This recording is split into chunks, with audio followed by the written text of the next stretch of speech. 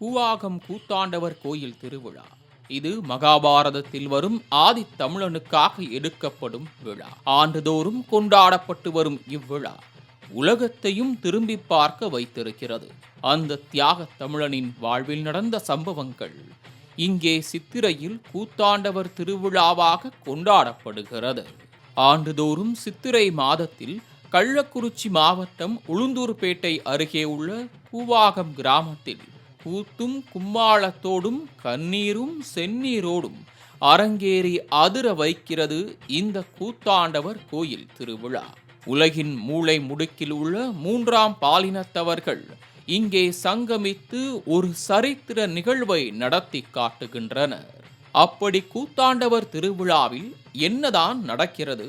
அதன் சுவாரஸ்யமான பின்னணிகள் கேட்போரை பிரமிக்க வைக்கிறது, பார்ப்போரை வியப்படைய செய்கிறது.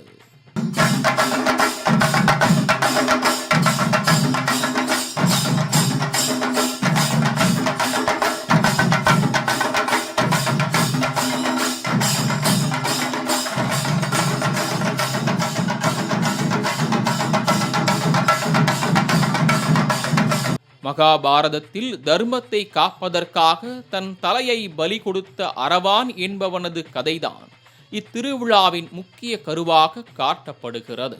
திரௌபதியின் அறைக்குள் அனுமதி இல்லாமல் நுழைந்த அர்ஜுனனுக்கு 1 வருட காலம் வனவாச தண்டனை அளிக்கப்பட்டு அவர் தமிழகத்தை நோக்கி வருகிறார். அப்போது அவர் தங்கியிருக்கும் ஆற்றங்கரையோரம் பாம்புகள் சூழ்ந்த நாக கோலத்தில் இருந்த ஒரு நாக கன்னிக்கும் அர்ஜுனனுக்கும் காதல் மலர்ந்து அதனால் பிறந்த சர்வ லட்சணம் பொருந்திய குழந்தைதான் அரவான் எனும் ஆண் அழகன்.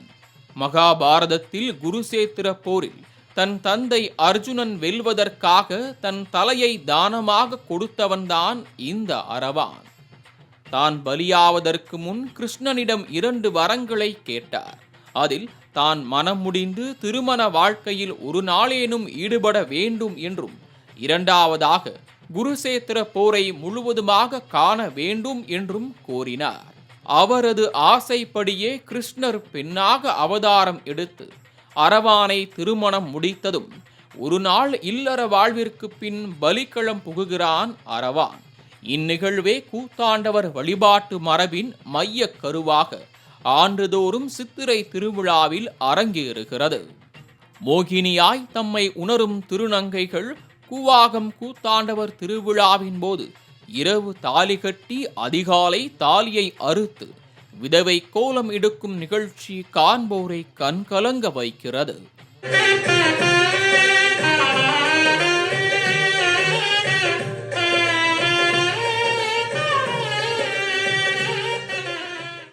கூவாகம் கூத்தாண்டவர் கோயிலில் சித்திரை திருவிழா 18 நாட்கள் நடைபெறும் நிலையில் தினம் தினம் ஒரு நிகழ்ச்சி என அக்கிராமமே களை கட்டி காணப்படுகிறது.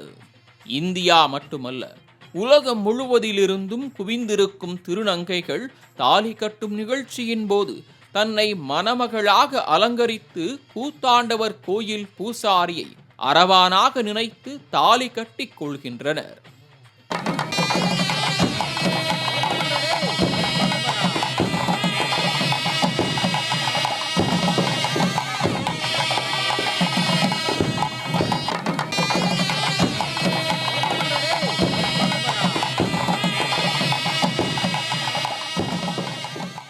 அன்று இரவு முழுவதும் ஆட்டம் பாட்டம் கொண்டாட்டத்துடன் காணப்படும் திருநங்கைகள் மறுநாள் நடக்கும் அரவான் பலிக்கள நிகழ்ச்சியின் போது ஒப்பாரி வைத்து அழுது கட்டிய தாலியை அறுத்து அலங்கார கோலங்களை அழித்து வெள்ளை புடவையில் விதவையாக காட்சி தருகின்றனர். இதனைத் தொடர்ந்து தர்மர் பட்டாபிஷேகத்துடன் சித்திரை திருவிழா நிறைவு பெறுகிறது.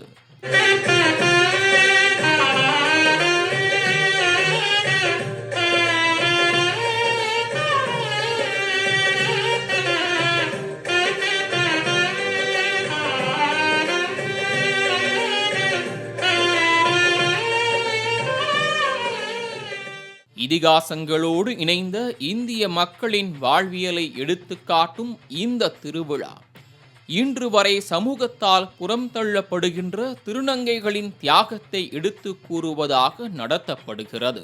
இக்கோவிலில் வீற்றிருக்கும் கூத்தாண்டவரை வணங்குவதன் மூலம் தீராத நோய்களும் தீரும் எனவும், இங்கு வழங்கப்படும் உரிமைச் சோற்றையும் படையலில் படைக்கப்படும் பலகாரங்களையும் உணவையும் வாங்கி சாப்பிட்டால் குழந்தை பேறு கிடைக்கும் என்பது இப்பகுதி மக்களின் நம்பிக்கையாக இருந்து வருகிறது. மாலை முரசு தொலைக்காட்சி செய்திகளுக்காக கலைமாமணி நந்தகுமார்.